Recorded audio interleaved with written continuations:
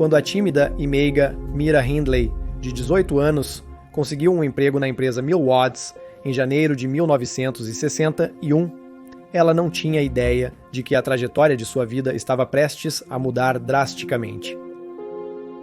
Ela se apaixonou pelo seu colega de trabalho Ian Brady e logo foi atraída para o seu mundo sombrio de tortura, perversão e horror.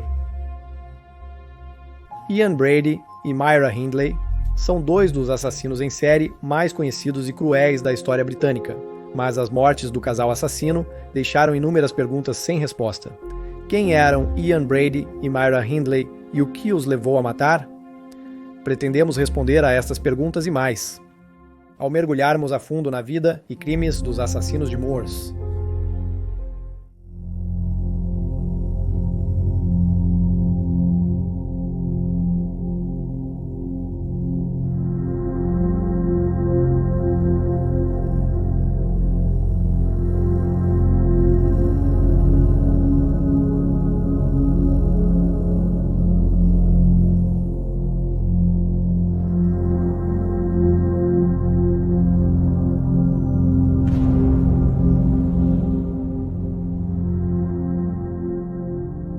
Obrigado.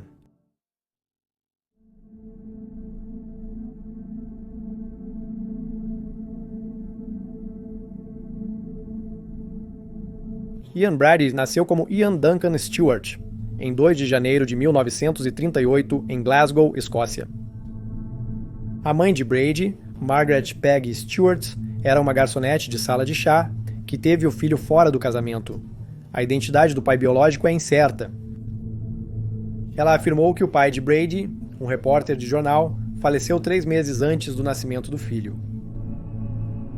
Sem a ajuda financeira de um marido e com pouco em termos de sistema de apoio, Peg lutou para cuidar de seu recém-nascido. Como resultado, ela foi forçada a entregá-lo. Ele foi criado por um casal local, Mary e John Sloan, que já tinham 4 filhos próprios. Ao se juntar aos Sloan, Brady adotou o sobrenome da família. Durante toda a infância, sua mãe continuou visitando-o. Registros da infância e adolescência de Brady sugerem que, apesar de problemas comportamentais e envolvimento precoce em pequenos crimes, ele não apresentava as características típicas de um serial killer. Ele negou ter sido abusado, se envolvido em incêndios criminosos ou atos de violência com animais. Ele contou ao Dr. Chris Crowley em seu livro Face a Face com o Mal, Conversas com Ian Brady. Quando criança durante a Segunda Guerra Mundial, explorei uma igreja bombardeada nos Gaubels e encontrei um passarinho caído nas ruínas. Aproximei-me silenciosamente para não assustá-lo. Próximo o bastante para observar que parecia respirar e dormir. Eu estendi a mão para segurá-lo. De repente, algo subconsciente paralisou-me. De pé, observei seu peito subir e descer, identifiquei o doce cheiro de putrefação e toquei cuidadosamente o pássaro com meu sapato. Era um recipiente de larvas fervilhando, minha primeira lição sobre a decepção da natureza e da vida. O nojo virou piedade, e eu construí um túmulo ao seu redor com tijolos. Presumo que isso originou a fábula estereotipada de que enterrei um gato vivo. Ainda assim, muitos tabloides relatam que Brady matou animais e ateou fogo em colegas, mesmo com fontes desconhecidas. Aos 9 anos, Brady viajou com a família Sloan para Loch Lomond, onde descobriu a alegria e a liberdade do ar livre. Meses depois, ele e os Sloans mudaram-se para uma nova casa do conselho em Oversville, Pollock, Glasgow, e matriculou-se na Shorelands Academy, escola secundária para alunos acima da média. Como adolescente, no entanto, o comportamento de Brady mudou. Aos 15 anos, ele largou a escola e foi levado ao tribunal juvenil 2 vezes, por arrombamento de casas. Depois, trabalhou como garoto de chá no estaleiro Harlan e Wolff em Govan, antes de virar mensageiro de um açougueiro. Nessa época, ele foi detido, mas posteriormente foi pego por outra ofensa menor e ficou em liberdade condicional. Segundo relatórios, ele compareceu ao tribunal com 9 acusações, e as condições de liberdade condicional incluíam morar com sua mãe biológica, agora residente em Manchester, Inglaterra. Supostamente em Glasgow, Brady tinha uma namorada, mas o relacionamento acabou quando ele a ameaçou com uma faca de mola após ela dançar com outro rapaz. Este é um dos momentos mais notáveis de violência de Brady como adolescente. Em Manchester, Brady descobriu que sua mãe havia se casado com o comerciante de frutas irlandês Patrick Brady, e ele adotou o sobrenome do padrasto. Patrick arrumou para Brady um emprego como carregador no mercado Smithfield. Mas, em um ano após mudar para Manchester, ele foi pego com selos de chumbo roubados e estava tentando contrabandear para fora do mercado. Enquanto falava novamente com o Dr. Crowley, Brady lembrou: "Eu tive meu choque curto e agudo em 1955. Estranhos caminhos abriram meus olhos, e eu abri livros de biblioteca, recrutando e organizando." Por seu crime, Brady passou 3 meses em Strangeways, uma prisão para adultos, embora ainda não tivesse 18 anos. Depois, passou um tempo na Letchmore House, em Londres, um campo de prisioneiros de guerra que anteriormente havia sido usado para deter prisioneiros alemães durante a guerra, e em Hatfield, Borstal, localizado em Yorkshire. Após ser flagrado bêbado com álcool produzido por ele mesmo, Brady cumpriu pena na prisão de Hull. Hull era conhecida por ser uma prisão extremamente dura na década de 1950, onde ainda ocorriam execuções. Relataram que ele foi mostrado à forca, mas isso não incutiu nele o medo esperado pelas autoridades. Ao invés disso, ele interpretou como uma ameaça. Nas palavras do Dr. Crowley, ele respondeu com um claro desejo de pegá-los antes que eles o pegassem. Brady foi libertado da prisão em 14 de novembro de 1957. Ele posteriormente retornou a Manchester e assumiu um trabalho braçal, mas rapidamente descobriu que o odiava. Ele também perdeu o emprego em outra cervejaria. Como Duncan Staff escreveu em seu livro O Menino Perdido, Brady começou a colecionar livros para se aprimorar. Ele não pegava apenas romances fictícios, mas reunia manuais de contabilidade e instrução que estudava sozinho em seu quarto por horas a fio. Ele usava livros para construir um mundo próprio. Ele parecia gostar de aprender e estudar pontos de vista que talvez nunca tivesse examinado antes, lendo livros como Ensine-se Alemão e Mein Kampf, além de vários outros sobre as atrocidades cometidas pelos nazistas. Em janeiro de 1959, ele se candidatou a um emprego na Millwards, uma distribuidora de produtos químicos por atacado em Gorton, Manchester. Ele conseguiu o emprego com sucesso e era considerado pelos colegas como quieto e pontual, mas eles também notaram seu temperamento curto. 2 anos depois, Mira Hindley, 18 anos, ingressou na Millwards. Mira nasceu em 23 de julho de 1942, no subúrbio de Crumpsall, em Manchester, filha de Nellie e Bob Hindley. Ela foi criada em Gorton, que na época era conhecida como uma área operária da cidade com habitações de favelas vitorianas. Seu pai, Bob, era um alcoólatra violento e, junto com a falta de riqueza da família, deu origem a uma infância de abusos e dificuldades. A casa deles estava em péssimas condições e Hindley frequentemente dormia na mesma cama com os pais. O nascimento de sua irmã Maureen, em agosto de 1946, piorou ainda mais a situação. A família não conseguia continuar cuidando de ambos os filhos, nem tinha espaço para ambos os irmãos e por isso Hindley foi enviada para viver com sua avó quando tinha 5 anos de idade. O relacionamento de Hindley com seu pai era tenso. Bob serviu no regimento de paraquedistas durante a guerra, sendo estacionado no norte da África, Chipre e Itália. Um homem duro, sem inteligência emocional, ele esperava que seus filhos fossem tão resilientes quanto ele, ensinando Hindley a lutar e insistindo que ela sempre se defendesse. Aos 8 anos, um menino local arranhou as bochechas de Hindley, fazendo-a sangrar. Ela começou a chorar e correu para o pai, que simplesmente ameaçou castigá-la se ela não revidasse. Hindley rastreou e agrediu repetidamente o menino local que a havia machucado, derrubando-o no chão. Malcolm McCullough, professor de psiquiatria forense na Universidade de Cardiff, afirmou que o relacionamento dela com o pai a brutalizou, acrescentando que ela estava acostumada com a violência em casa e era recompensada por isso fora dela. Quando isso ocorre na juventude, pode distorcer permanentemente a reação de alguém a tais situações. Outro trauma para Hindley, então com 15 anos, ocorreu em 1957. Michael Higgins, seu amigo próximo de 13 anos, a convidou para nadar com amigos em um reservatório local desativado. Porém, um dia que deveria ser divertido, se transformou em pesadelo quando Michael se afogou. Hindley, uma nadadora forte, culpou-se pelo que aconteceu e sentiu-se culpada por não ter conseguido salvá-lo. Seu suposto funeral a impactou profundamente. O funeral ocorreu no Mosteiro de São Francisco, em Gorton Lane, local onde Hindley foi batizada na infância. Apesar de não ter sido criada como católica, o pai de Hindley insistiu em batizá-la quando bebê. Sua mãe, Nellie, concordou com a condição de que ela não fosse enviada para uma escola católica, onde acreditava que só receberia instruções religiosas.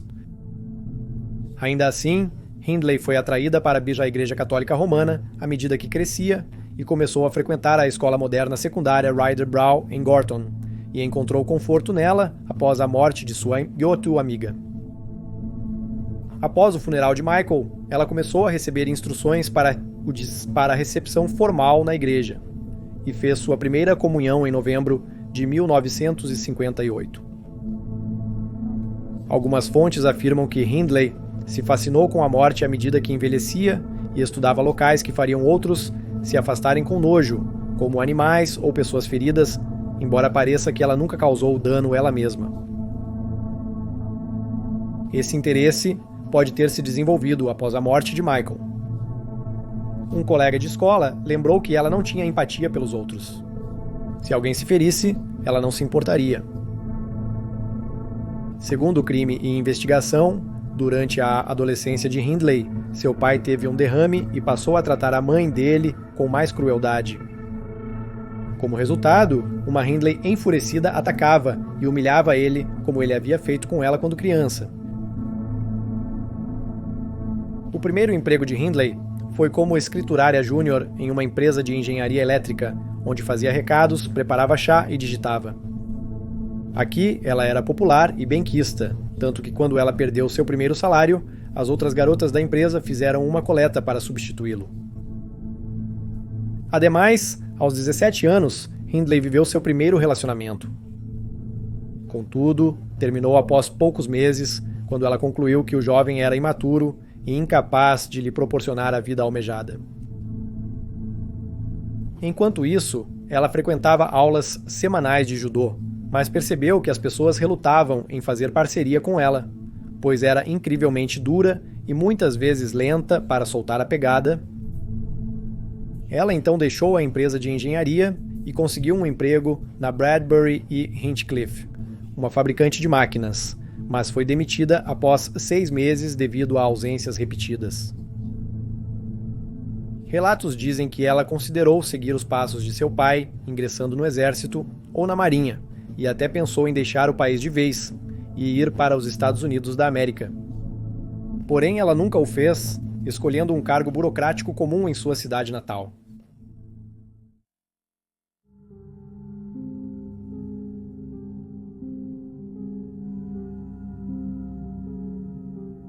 Em janeiro de 1961, Hindley começou a trabalhar como datilógrafa na Millwards. Mesmo sabendo de seu passado criminoso, ela se sentiu atraída por Brady quase de imediato. Ela parecia gostar de sua sofisticação e do fato de que ele era diferente dos outros homens que já conhecera. Pouco após iniciar na Millwards, ela começou a escrever um diário que basicamente registrava sua obsessão por Brady. Ela falou com ele pela primeira vez em 27 de julho. Então, para sua surpresa, em 22 de dezembro, Brady convidou Hindley para ir ao cinema. Nos encontros seguintes, o casal ia ao cinema ver filmes classificados como 10 e depois voltava para a casa de Hindley para beber vinho alemão, um luxo para a classe trabalhadora na época. Hindley ainda morava com sua avó na época. Brady também começou a dar livros para Hindley ler, e em seus intervalos de almoço, eles liam em voz alta um para o outro, de tomos sobre a crueldade nazista. Nos meses seguintes, Hindley começou a se transformar na mulher ariana ideal, descolorindo seus cabelos escuros para um loiro brilhante e usando batom vermelho.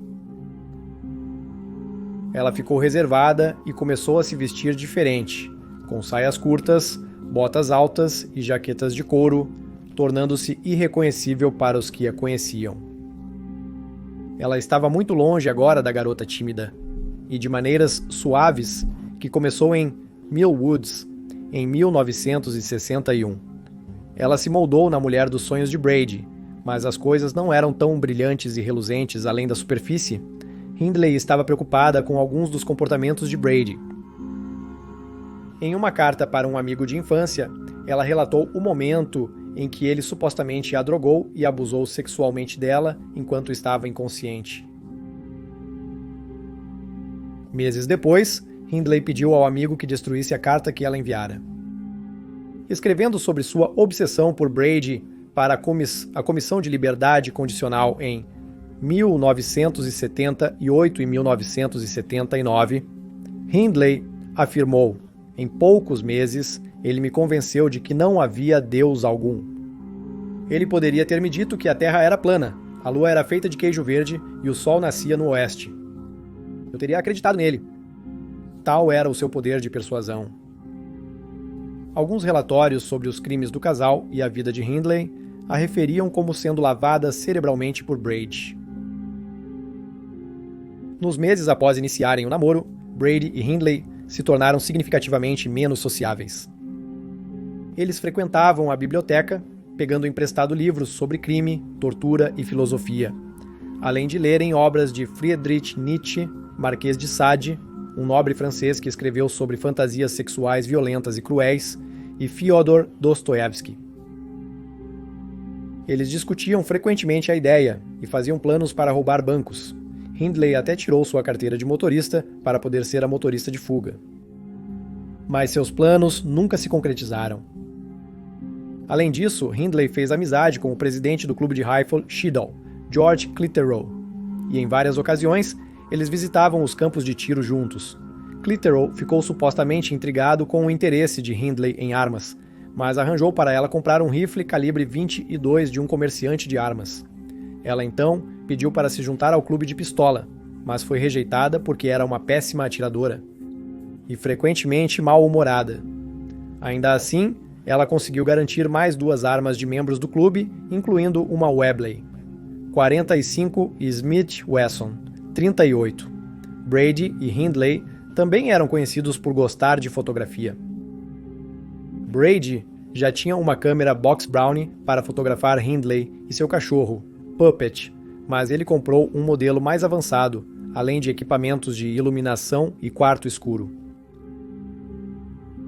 O casal logo começou a morar junto, com Brady se juntando a Hindley e sua avó em sua casa na rua Bannock. No verão de 1963, o relacionamento e as vidas do casal foram transformados quando Brady começou a falar sobre o assassinato perfeito. Ele costumava falar com Hindley sobre o livro Compulsão, de 1956, escrito por Meyer Levin. O romance é uma versão ficcionalizada do crime cometido por Nathan Leopard Jr. e Richard Leob nos anos 1920. Leopold e Leob, 2 estudantes universitários ricos, sequestraram e assassinaram 14 anos em Chicago, em maio de 1924. Eles acreditavam que seu plano demonstraria sua superioridade intelectual, permitindo-os cometer o crime perfeito sem consequências. Ambos os homens foram condenados à prisão perpétua, mais 99 anos. Joab foi assassinado na prisão por um detento em 1936, enquanto Leopold foi libertado em liberdade condicional em 1958. Hindley era obcecada por Brady, mas ele estava obcecado apenas com a ideia do assassinato perfeito.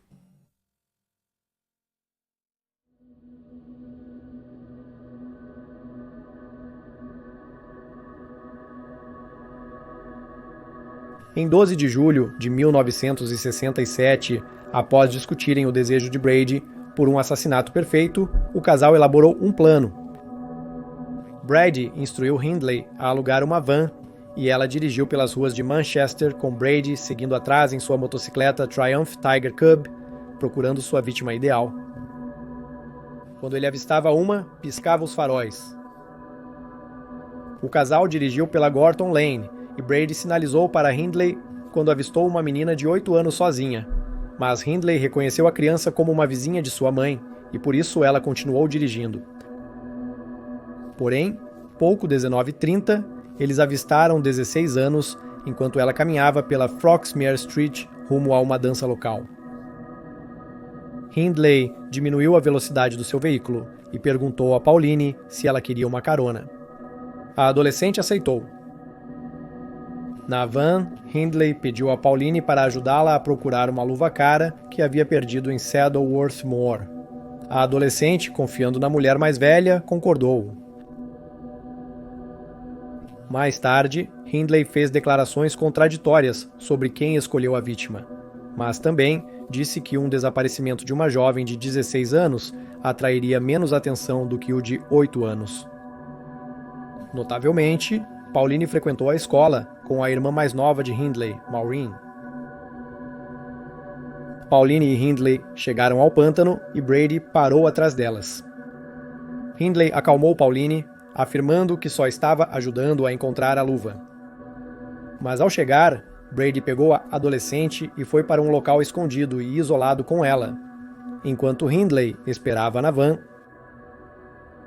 Ele retornou sozinho após meia hora e levou a namorada até onde Pauline agonizava, com as roupas desalinhadas. Os ferimentos em sua garganta incluíam uma incisão de 4 polegadas em sua laringe, que quase a decapitou. O ferimento de 4 polegadas foi infligido com grande força. Seu colar e a gola do casaco foram empurrados para dentro da ferida. Quando Hindley perguntou a Brady se ele havia estuprado Pauline, ele respondeu com "claro que sim". Após a morte de Pauline, Hindley esperou com o corpo enquanto Brady buscava uma pá que havia escondido nas proximidades em uma viagem anterior do casal para a área. Enquanto ele enterrava o corpo, Hindley voltou para a van. Embora posteriormente tenha negado o envolvimento ativo, Brady argumentaria que ela participou do abuso sexual e assassinato de Pauline. Pouco após seu desaparecimento, iniciou-se uma investigação policial que pouco progrediu. Ninguém tinha visto Pauline por volta do tempo de seu desaparecimento. David Smith, seu namorado de 15 anos, foi um dos principais suspeitos no caso por algum tempo, devido a condenações criminais anteriores, incluindo lesão corporal e invasão de domicílio. Seu primeiro crime, ferimento com intenção, ocorreu quando ele tinha apenas 11 anos. No entanto, David foi posteriormente inocentado. Por meses, Hindley e Brady se esconderam após assassinar Pauline. Na noite de 23 de novembro, eles atacaram novamente. Eles avistaram 12 anos em um mercado em Ashton-under-Lyne e ofereceram uma carona para casa, dizendo que seus pais poderiam se preocupar com ele fora tão tarde. Eles também lhe prometeram uma garrafa de xerez. Dentro do Fort Anglia, alugado por Hindley, Brady disse que precisavam ir à casa deles na rua Bannock buscar o xerez. Quando se aproximaram deste local, no entanto, ele sugeriu outro desvio para procurar a luva perdida de Hindley no pântano. Em Saddleworth Moor, Brady levou John para um local tranquilo e isolado, deixando Hindley esperando no veículo. Brady abusou sexualmente de John e tentou cortar sua garganta com uma lâmina serrilhada de 6 polegadas antes de estrangulá-lo com uma corda ou cadarço. Após o sumiço de John, realizou-se uma ampla busca por ele. A polícia colheu mais de 700 declarações e distribuiu 500 cartazes de desaparecidos. 8 dias após seu desaparecimento, 2.000 voluntários vasculharam prédios abandonados e terrenos baldios em busca da criança. Hindley teria alugado uma van em 21 de dezembro, cerca de um mês após a morte de John, para verificar se os locais onde ele e Pauline foram sepultados não tinham sido perturbados. A próxima vítima do casal foi Keith Bennett, de 12 anos. No início da noite de 16 de junho de 1964, Hindley pediu a Keith ajuda para carregar algumas caixas em um veículo, dizendo a ele que o levaria para casa depois. O garoto estava indo para casa, a casa da avó, em Longsight, Manchester. Ele concordou em ajudá-la e Hindley o levou ao shopping depois. Brady, que estava no fundo da van, levou Keith para procurar a luva perdida de Hindley. Como nos assassinatos anteriores, Brady retornou sozinho após 30 minutos portando uma pá. Ele confessou a Hindley ter abusado sexualmente e estrangulado Keith com uma corda. A investigação sobre o desaparecimento de Keith, como as outras, foi breve. Seu padrasto, Jimmy Johnson, tornou-se suspeito e foi interrogado 4 vezes nos 2 anos seguintes. Os detetives revistaram debaixo das tábuas do assoalho na casa da família, procurando pelos restos mortais de Kate, mas descobriram que toda a fileira de casas estava interligada por baixo. Eles vasculharam toda a rua em busca do desaparecido de 12 anos, mas não conseguiram localizá-lo. 2 meses depois, em 15 de agosto, Maureen, irmã de Hindley, casou-se com David Smith, o mesmo que namorava Pauline Reed quando ela desapareceu. O casamento do casal foi rapidamente organizado e ocorreu em um cartório, pois Maureen já estava grávida de 7 meses. Os Hindleys não foram ao casamento. Mira desaprovava o casamento, enquanto a mãe delas se envergonhava de Maureen ter engravidado solteira. Depois de se casarem, o casal se mudou para a casa do pai de David. No dia seguinte, Brady propôs que ele, David e as 2 irmãs passassem um dia em Windsor. Esse foi o primeiro encontro de Brady e David, e eles pareceram se entender bem. Brady impressionou-se com a atitude de David, que pagava pela comida e bebidas do cunhado durante a viagem. Discutiam sobre sociedade, socialismo e a possibilidade de roubar um banco. Foi a primeira de muitas viagens em grupo, e à medida que Mira se aproximava de Maureen, ela ficou cautelosa e um pouco ciumenta da relação de David com Brady. Pouco depois, Brady, Hindley e sua avó foram realojados como parte das limpezas de favelas pós-guerra em Manchester, e eles se mudaram para uma casa na 16 Wardlebrook Avenue, no bairro de Hattersley, Cheshire. Lá eles se tornaram amigos de Patricia Hodges, uma menina de 11 anos que morava nas proximidades e os acompanhava regularmente em viagens para Saddleworth Moor, onde coletavam turfa. Isso era comum para os moradores do bairro naquela época, pois o solo do jardim pré-existente estava cheio de argila e entulho de construção, e a turfa ajudava a melhorá-lo. Patrícia nunca foi prejudicada durante a série de assassinatos do casal, provavelmente porque ela morava perto e era conhecida por passar tempo com eles, facilitando à polícia ligar seu desaparecimento a eles. Em 26 de dezembro de 1964, o casal saiu para procurar sua próxima vítima. 11 anos estava sozinha em um parque de diversões em Enquates, Manchester. O casal se aproximou da jovem menina e propositalmente deixou cair algumas compras na frente dela antes de pedir ajuda para levá-las ao carro e depois para a casa deles. Mais cedo naquele dia, Hindley levou sua avó para a casa de um parente, recusando-se a deixá-la voltar para sua residência. Em sua casa na Wardlebrook Avenue, Leslie foi despedida, amordaçada, forçada a posar para fotos, sexualmente agredida e assassinada. Na manhã seguinte, o casal levou o corpo da menina de 10 anos para os moors e a enterrou em uma cova rasa. Apesar de uma busca extensa por ela pela polícia, nenhum vestígio de Leslie foi encontrado nos meses seguintes. No dia seguinte à sua morte, a avó de Hindley foi autorizada a voltar para a propriedade. Em fevereiro de 1965, Patricia Hodges parou de visitar. Porém, o casal mantinha proximidade com a irmã e o cunhado de Hindley. David visitava regularmente o casal na Wardlebrook Avenue. Ele mantinha um bom relacionamento com Brady, que lhe dava livros e discutia crimes como assassinato e roubo com ele.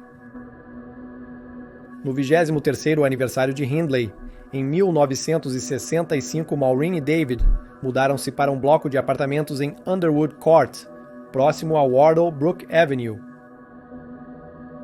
Como resultado, eles se aproximaram ainda mais e passaram mais tempo juntos, geralmente nos termos de Brady. 17 anos foi a última vítima de Hindley e Brady, morto em 6 de outubro de 1965. Hindley levou Brady à estação central de trem de Manchester para que ele pudesse procurar uma vítima. Ele reapareceu com Edward, um aprendiz de engenheiro do distrito de Ardwick, e apresentou Hindley como sua irmã. Brady alegaria mais tarde que havia pegado Edward para um encontro sexual consensual. Ele e Hindley levaram Edward para casa e beberam vinho juntos. Brady deu um sonífero à avó de Hindley para que ela não se movesse durante o resto da noite. Posteriormente, Brady enviou Hindley para buscar 17 anos. Hindley, apesar de estar preocupada com o relacionamento deles, pois sentia que isso comprometeria a segurança do casal, fez como lhe foi dito e voltou com seu cunhado a reboque. Ao falar com a polícia depois, David lembrou: "Esperei cerca de 1 ou 2 minutos, então de repente ouvi um grito estridente. Meu grito é feminino e agudo. Os gritos continuaram um após o outro bem alto. Então eu ouvi Mira gritar: 'David, ajude-o!' muito alto. Ao entrar correndo, deparei-me com um jovem rapaz parado na sala de estar. Ele estava deitado com a cabeça e os ombros no sofá, as pernas no chão. Ele estava deitado de costas. Ian estava em pé sobre ele, com as pernas de cada lado das pernas do jovem. O jovem ainda estava gritando. Ian tinha um machado na mão. Ele segurava o machado acima da cabeça e acertou o lado esquerdo da cabeça do jovem. Ouviu o golpe, foi terrivelmente forte, soou horrível. Depois, ele viu Brady estrangular Edward até a morte com um pedaço de cabo elétrico. Durante a luta, Brady torceu o tornozelo e David não conseguiu carregar o corpo pesado de Edward sozinho. Então, eles o envolveram em plástico e o colocaram no quarto de hóspedes, prometendo que o cunhado de Hindley voltaria no dia seguinte com o carrinho de bebê dele para colocar o corpo no carro, para descarte nos pântanos. Mas David nunca cumpriria sua promessa.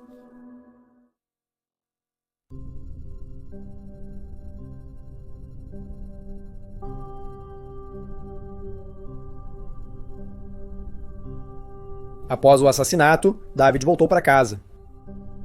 Por volta das 3 da manhã, quando ele chegou, sua esposa Maureen ofereceu-se para fazer um chá. Ele bebeu, vomitou e contou a Maureen o que testemunhou naquela noite.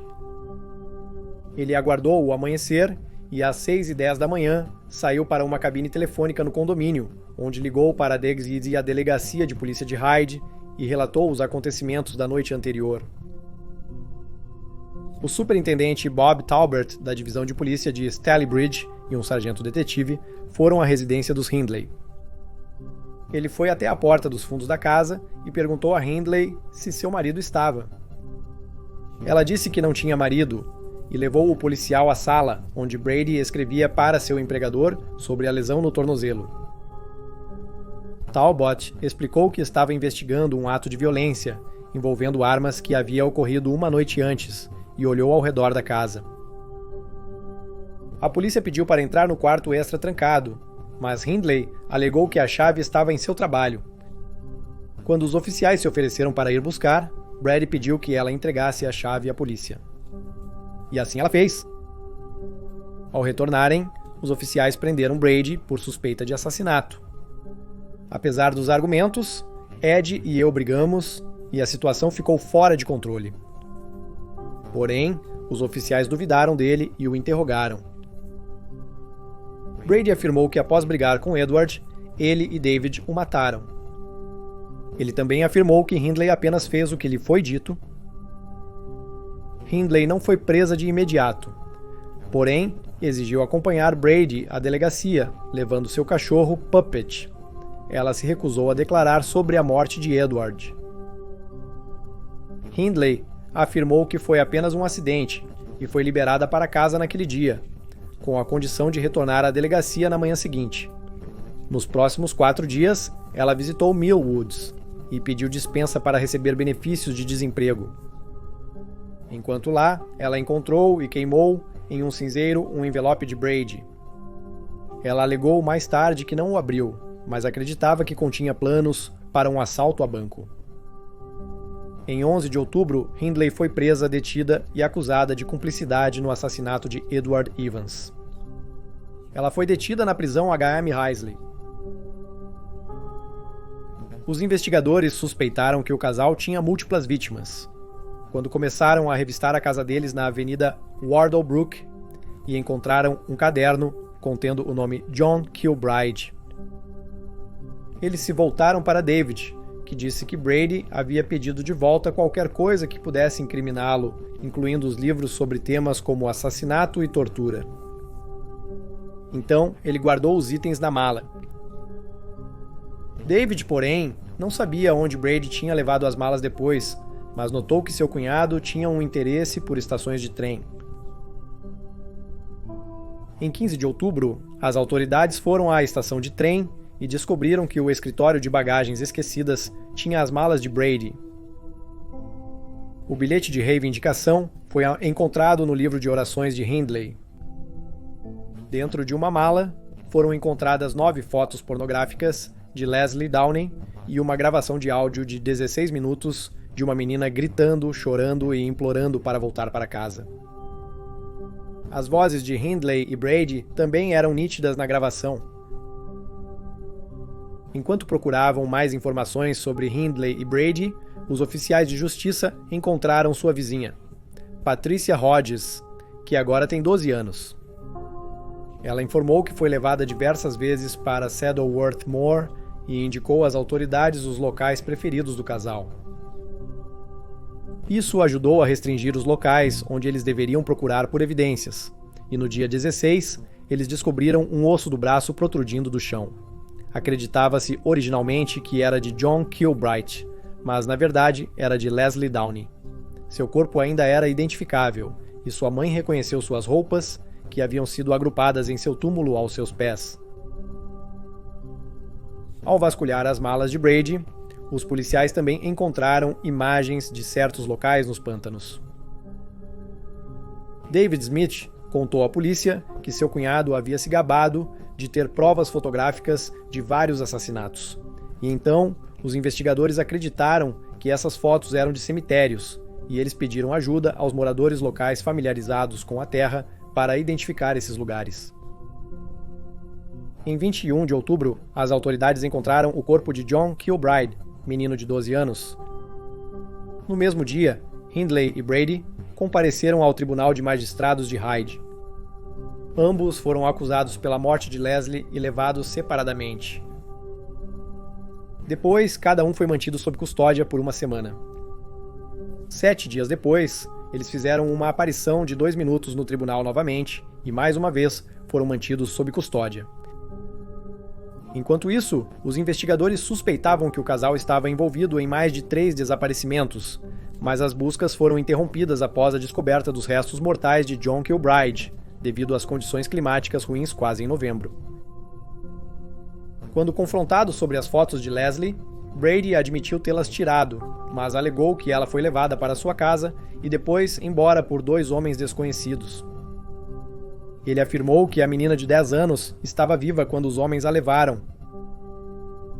Até 2 de dezembro, Brady foi acusado dos assassinatos de John, Leslie e Edward. Hindley foi acusada dos assassinatos de Leslie e Edward e de cumplicidade no assassinato de John Kilbride. Na audiência de compromisso, as acusações de assassinato permaneceram inalteradas para ambas as partes, porém Hindley não foi acusada de cumplicidade. Ela foi acusada de abrigar Brady, sabendo que ele matou John. Os procedimentos prosseguiram por 11 dias perante 3 magistrados. Após a audiência, o casal foi enviado a Chester para ser julgado como Isis.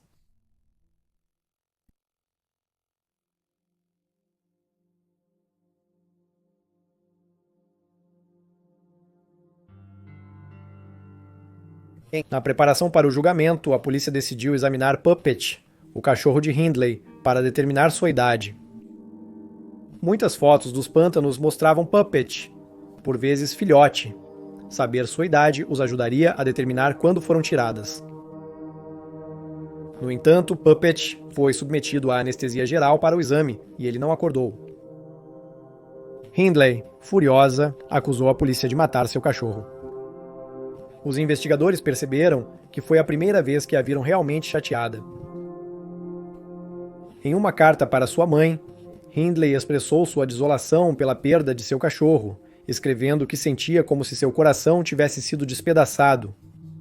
Acho que nada pode me ferir mais do que isso. A única consolação é que algum idiota pode ter pego o Puppet e machucado ele. O julgamento começou em 19 de abril de 1966 e durou 14 dias. Telas de segurança foram instaladas para proteger Brady e Hindley, defendidos por advogados experientes. O procurador-geral Sir Alwyn Jones liderou a acusação, enquanto o juiz Fenton Atkinson presidiu o julgamento. David Smith foi a testemunha-chave da acusação. Antes do julgamento, David vendeu sua história ao News of the World por 20 mil libras, com acordo de pagamento adicional no futuro. Ele recebeu 15 libras semanais até o julgamento e 1.000 libras se sua cunhada e namorado fossem considerados culpados. Enquanto David foi questionado sobre este acordo pelo juiz e pela defesa, o juiz decidiu que o dinheiro não havia afetado substancialmente seu depoimento. Permaneceu o mesmo que as declarações iniciais à polícia, embora o juiz Atkinson tenha considerado a ação do jornal uma grave interferência no curso da justiça. Hindley e Brady declararam-se inocentes, com Brady testemunhando por cerca de 8 horas. Hindley testemunhou por 6. Durante o julgamento, Brady admitiu que atingiu Edward com um machado, mas alegou que outra pessoa o matou, observando que o patologista concluiu que a morte de Edward foi acelerada por estrangulamento. No entanto, isso fez com que o júri o visse como arrogante e pedante. Hindley negou saber que as fotos encontradas na mala foram tiradas no local ou perto dos túmulos das vítimas do casal.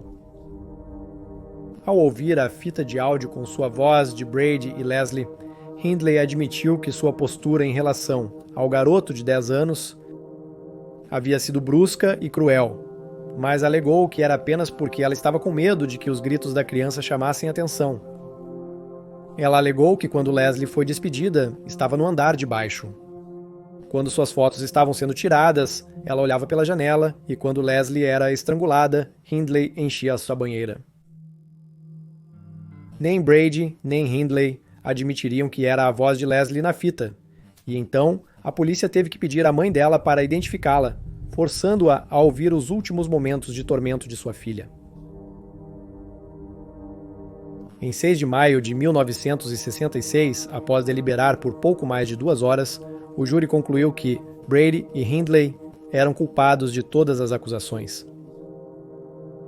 Como a pena de morte havia sido abolida, ambos foram condenados à prisão perpétua por cada homicídio. Brady teria que cumprir 3 penas de prisão perpétua, enquanto Hindley cumpriria 2, mais 7 anos, por acobertá-lo no assassinato de John Kilbride. Brady foi enviado para a prisão HM Durham, uma prisão de categoria B para homens, para cumprir sua sentença. Já Hindley foi enviada para a prisão HM Holloway, um antigo estabelecimento para mulheres e jovens infratores em Londres.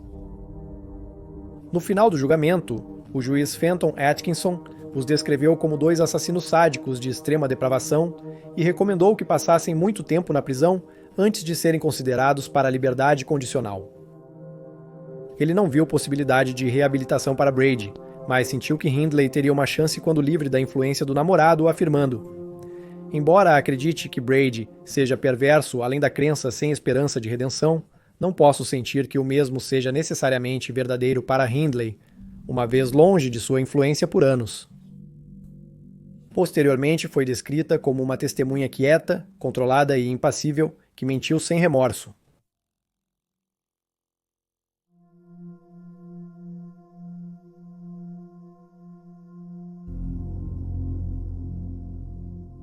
Após suas condenações, a mídia continuou tentando ligar Hindley e Brady a outros desaparecimentos e assassinatos não resolvidos. Os jornais insinuaram que o casal assassino era responsável pelo desaparecimento de Stephen Jennings, um menino de 3 anos que sumiu de West Yorkshire em dezembro de 1962. Seu corpo foi achado num campo em 1988 e seu pai foi condenado pelo crime. A mídia ficou ainda mais desconfiada quando, em 2004, um boato se espalhou de que Hindley havia confessado o assassinato de uma sexta vítima, uma adolescente. Isso fez a imprensa suspeitar que a criança era 14 anos, desaparecida de um lar para crianças em Oldham, no inverno de 1964. Mas a polícia confirmou que Jennifer Tiege estava viva e bem, segundo Diane Ritchie em seu livro Mira Hindley, Dentro da Mente de uma Assassina. Em 1985, Brady disse ao jornalista Fred Harrison que também havia matado Pauline Reed e Keith Bennett. A polícia já suspeitava disso, porque ambos os filhos moravam perto do casal e haviam desaparecido na época em que os outros crimes ocorreram. Em troca, ele queria ser transferido para um hospital seguro e queria ter certeza de que Hindley nunca sairia da prisão. Como resultado dessa confissão, a polícia de Greater Manchester reabriu a investigação e foi liderada pelo superintendente-chefe de detetives Peter Topping e pelo DI Geoff Knupfer. A primeira ação de Topping foi visitar Brady, que agora residia na prisão de Gartree, em Leicestershire, em 3 de julho de 1985. Supostamente, o serial killer zombava da ideia de que confessaria mais assassinatos. Como esperado, Brady não quis cooperar. Ele era um homem cruel, amargo e sem remorso pelo que havia feito às suas vítimas. Apesar disso, a polícia começou uma nova busca em Saddleworth Moor por outros corpos ainda não encontrados. Mais de um ano depois, em novembro de 1986, Winnie Johnson, a mãe de Keith Bennett, escreveu para Mira Hindley, que agora estava na Her Majesty's Prison Cookham Wood, em Kent, implorando para saber a verdade sobre o que aconteceu com seu filho e pedindo para saber onde seu corpo estava enterrado. Ao ler a carta, Hindley teria ficado genuinamente comovida. Na carta, Winnie escreveu: "Eu sou uma mulher simples. Trabalho na cozinha do Hospital Christie's. Levei 5 semanas para escrever esta carta, porque é muito importante para mim que você a entenda pelo que ela é, um pedido de ajuda. Por favor, senhorita Hindley, me ajude." Alguns dias depois, Topping decidiu visitar Hindley, agora com 64 anos. Ela negou o envolvimento nos assassinatos, mas concordou em tentar identificar os locais que visitou com Brady. Topping era cético quanto às motivações de Hindley para ajudar as autoridades, acreditando que ela temia que seu ex-parceiro cooperasse primeiro com a polícia e ganhasse a simpatia do público. Mesmo assim, concordou-se que visitar os moors com Hindley valeria a pena e superaria o risco de alguém atacá-la fora da prisão. No dia 16 de dezembro, ela visitou o pântano. A estrada de acesso foi bloqueada e a área era patrulhada por 200 oficiais, alguns armados. Hindley aparentemente teve dificuldade em conectar as áreas de Saddleworth Moor às suas memórias e não conseguiu fornecer à polícia nenhuma informação útil, levando a mídia a rotular a situação comum, um fiasco, golpe publicitário e desperdício de dinheiro sem sentido. 38 anos, também foi chamado para ajudar a identificar áreas do pântano que merecem ser investigadas. Ele passou 4 horas fazendo isso. Enquanto isso, Topping continuou a visitar Hindley na prisão. Em 10 de fevereiro de 1987, ela confessou formalmente seu envolvimento nos 5 assassinatos. Topping, contudo, não se impressionou com isso. Ao observar, ele se impressionou com o fato de que na narrativa de Hindley, ela sempre estava ausente durante os assassinatos. Ela estava no carro, além do topo da colina, no banheiro e até mesmo no caso do assassinato de Evans, na cozinha. Ele também acrescentou que sentiu ter presenciado uma grande performance e não uma confissão genuína. Depois de admitido, Brady recebeu a visita da polícia, que lhe contou o ocorrido, o que ele não acreditou. Só quando contaram detalhes sobre a morte de Pauline, ele percebeu que diziam a verdade. Ele disse que também confessaria, desde que eles lhe dessem os meios para se suicidar depois. A polícia recusou, então Brady se recusou a admitir qualquer coisa. Após uma segunda carta de Winnie Johnson, Hindley fez outra tentativa de ajudar a polícia, visitando-os mais. Os níveis de segurança foram bastante elevados desta vez. Embora não tenha localizado especificamente os túmulos de Keith e Pauline, ela indicou que as duas áreas onde a polícia procurava estavam corretas. Na primavera e verão de 1987, o interesse nas buscas começou a diminuir. Ainda assim, usando uma lembrança de Hindley de poder ver as rochas de uma área do pântano chamada Holland Brown Knoll, enquanto Pauline estava sendo enterrada, os investigadores conseguiram refinar a área em que estavam procurando. Em 1º de julho, encontraram os restos mortais da adolescente. Após a descoberta, Brady confessou formalmente ao DCS Topping. Ele também visitou o pântano, anunciando à imprensa que desejava auxiliar as autoridades na investigação. Mas Brady logo se perdeu no pântano e foi retirado do local por causa da imprensa presente. Ele não pôde mais ajudar os investigadores e a busca pelo corpo de Keith terminou em 24 de agosto.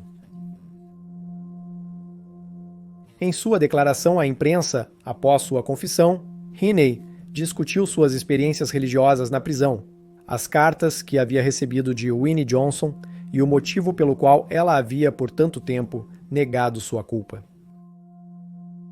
Brady, porém, parecia florescer com a atenção recebida após fazer sua própria declaração. Ele escreveu para um repórter da British Broadcasting Corporation, alegando ter matado outras 5 pessoas, incluindo 2 na Escócia e uma mulher cujo corpo jogou em um canal. No entanto, a polícia nunca encontrou evidências desses crimes ou relatórios sobre corpos correspondentes ao que ele descreve, por isso uma investigação oficial nunca foi aberta. Hindley deixou claro que não estava envolvida e não tinha conhecimento desses crimes, se eles realmente aconteceram. Nenhuma das partes recebeu pena adicional pelos assassinatos de Pauline Reed ou Keith Bennett, pois já cumpriam prisão perpétua. Durante o início e meados dos anos 2000, a polícia realizou novas buscas na esperança de encontrar o corpo de Keith Bennett, mas ele nunca foi localizado. Em 2012, houve especulação de que Brady havia dado a uma visitante feminina a localização, e ela foi posteriormente presa sob suspeita de impedir o sepultamento de um corpo sem uma desculpa legal. Porém, o Centro Paula Souza informou não haver provas suficientes para acusar, arquivando o caso. Além disso, em 2017, as autoridades solicitaram a abertura de 2 maletas trancadas pertencentes a Brady. Eles acharam que as maletas poderiam ter pistas sobre onde Keith estava. No entanto, este pedido foi negado com base no argumento de que era improvável que ocorresse uma acusação.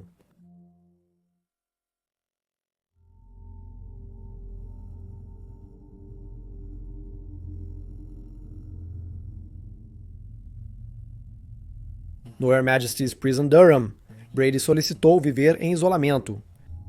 Ele passou 19 anos na prisão até novembro de 1985, quando foi diagnosticado como psicopata e transferido para o Hospital Ashworth, em Merseyside, um hospital de alta segurança para prisioneiros. Ele supostamente deixou claro que nunca quis ser libertado e ninguém, incluindo juízes e secretários do interior, discordou dessa noção. Durante sua estadia no Hospital Ashworth, ele não cooperou com os psiquiatras. Ele às vezes escrevia para jornalistas e romancistas, e uma vez afirmou que ele e Hindley planejavam parar de assassinar após 1964. Eles tinham, de acordo com ele, planejado realizar roubos armados, e ele começou a obter armas por esse motivo. Brady também disse ao Dr. Crowley que odiava Ashworth e reclamava das condições do hospital. Em 1999, seu pulso foi quebrado e ele culpou a equipe por isso. Posteriormente, ele entrou em greve de fome, foi alimentado à força e transferido para outro hospital antes de se recuperar. Ele alegou que o hospital não tinha o direito de alimentá-lo à força e depois afirmou que Mira contrai uma condição cerebral potencialmente fatal. Já cansei de lutar apenas para morrer. Cheguei ao meu limite e não desejo mais nada. Meu objetivo é morrer e me libertar disso de uma vez por todas. Então você vê que meu golpe de morte é racional e problemático. Lamento não ter feito isso antes. Anseio por deixar este lugar e um caixão. O Dr. Cowley afirmou que Brady se arrependeu de ter sido pego, mas não dos próprios assassinatos. Aparentemente, ele não viu sentido em pedir desculpas publicamente, mas tentou expressar arrependimento através de ações. Ele passou seu tempo encarcerado, transcrevendo textos clássicos para Braille e uma vez ofereceu para doar seus rins para alguém, qualquer pessoa que precisasse de um, mas foi impedido de fazer isso. O escritor Colin Wilson, com quem Brady trocou cartas, afirmou que foi porque essas tentativas de expressar remorso foram jogadas de volta para ele que ele começou a contemplar o suicídio. Uma Sion SWAT enviou a Brady 50 comprimidos de paracetamol dentro de um romance esvaziado em 2006, mas foi interceptado pelas autoridades. Ainda assim, muitas das ações de Brady, atrás das grades, mostram um homem que não tem remorso e deseja apenas infligir dor aos outros. Em 2005, ele escreveu uma carta para Winnie Johnson, alegando que poderia levar a polícia ao corpo de seu filho, mas que eles não permitiriam. Ele supostamente mencionou Keith pelo nome na carta. Hindley, por sua vez, registrou sem sucesso um recurso contra sua condenação logo após o julgamento. Ela supostamente trocou cartas com Brady após serem presos até 1971, quando terminou o relacionamento. Ela continuou a corresponder com ele por vários meses, mas as cartas entre os dois eram poucas e esporádicas. Segundo Hindley, ela se apaixonou pela carcereira Patricia Carnes. Posteriormente, Hindley obteve a mudança de seu status de prisioneira categoria A para categoria B, permitindo caminhadas escoltadas ao ar livre. Apesar da imprensa desaprovar que uma das mais notórias assassinas de crianças do país tivesse tais liberdades, Hindley tentou fugir da prisão com a ajuda de Patrícia, mas as impressões das chaves foram interceptadas por um policial fora de serviço. Khan foi condenada a 6 anos por participar do esquema. Em 1977, a British Broadcasting Corporation exibiu um programa com 2 equipes, debatendo se Hindley deveria ser libertada da prisão ou não, discutindo seu futuro no cárcere. Hindley deveria cumprir 25 anos de prisão antes de ser considerada para liberdade condicional. Mas em 1985, o secretário do Interior aumentou para 30 anos. Nesse momento, a serial killer afirmou ser uma católica reformada. A mãe de Leslie Downey liderou uma campanha para que Hindley nunca fosse solta da prisão. Após confessar 5 assassinatos, Mira Hindley recebeu pena de prisão perpétua do secretário do Interior, David Waddington, mas só foi informada disso 4 anos depois, em 1994. Em 1996, a Comissão de Liberdade Condicional sugeriu transferir Hindley para uma prisão aberta, mas ela rejeitou a ideia. 2 anos depois, ela foi transferida para o Her Majesty's Prison High Point, uma prisão de segurança média.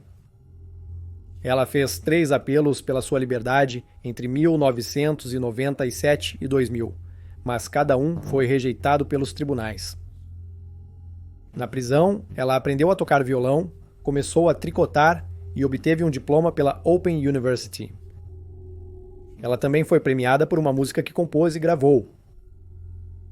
Nos anos 1990, Hindley supostamente alegou ter participado dos assassinatos, porque Brady a drogou, chantageou com fotos pornográficas e ameaçou matar Maureen se ela não o seguisse. Por volta dessa época, ela disse ao seu advogado que deveria ter sido enforcada. Eu merecia isso. Meu crime foi pior que o de Brady porque atraí as crianças, que nunca teriam entrado no carro sem a minha regra. Eu também me considerava pior que Brady. A sentença de Hindley foi questionada, no entanto, quando em 2002, outro prisioneiro com pena perpétua desafiou a ideia de que apenas o secretário do Interior tinha o poder de estabelecer penas mínimas de prisão. Apesar de o novo secretário do Interior ter ordenado novas acusações contra Hindley para evitar sua iminente soltura da prisão, nada apropriado foi encontrado. Naquele ano, em novembro, decidiu-se que os juízes determinariam o tempo de prisão dos criminosos, não o secretário do Interior. Porém, em 15 de novembro de 2012, Hindley faleceu aos 60 anos de pneumonia brônquica no Hospital West Suffolk. Em 1999, ela havia sido diagnosticada com angina e hospitalizada após um aneurisma cerebral. Um breve serviço foi realizado após sua morte no crematório de Cambridge, sem a presença de parentes. Segundo relatos, 20 funerárias locais se recusaram a cuidar de sua cremação. Na primavera seguinte, Patricia Carnes espalhou suas cinzas no parque do condado de Stalybridge.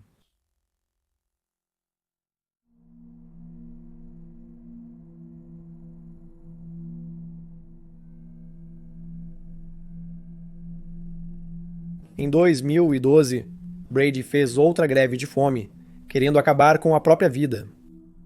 Ele morreu de doença pulmonar restritiva no Hospital Ashworth em 15 de maio de 2017, aos 79 anos. Uma investigação concluiu que ele morreu de causas naturais, não devido à greve de fome. Ele foi cremado sem cerimônia e suas cinzas dispersas no mar, embora supostamente desejasse que fossem espalhadas pelo Saddleworth Moor, para a fúria dos público em geral e as famílias de suas vítimas. Ian Brady e Myra Hindley não foram apenas responsáveis pelos horríveis abusos sexuais e assassinatos de 5 crianças, e por infligir dor interna nas famílias de suas vítimas, mas também por causar danos duradouros às pessoas ao seu redor. Após o julgamento, David Smith tornou-se revelado pelo povo de Manchester. Ele se beneficiou dos assassinatos. Durante a audiência, Maureen, grávida de 8 meses, foi atacada no elevador do prédio onde morava com David. A casa deles era vandalizada e eles recebiam cartas de ódio frequentemente. Maureen declarou mais tarde que tinha medo de deixar seus filhos fora de vista enquanto eles cresciam. David passou algum tempo na prisão após esfaquear um homem durante uma briga em 1969. Ele ficou preso por 3 anos e seus filhos com Maureen foram levados para o cuidado de outros. Nesse meio tempo, Maureen saiu da casa que compartilhavam para um imóvel de um quarto.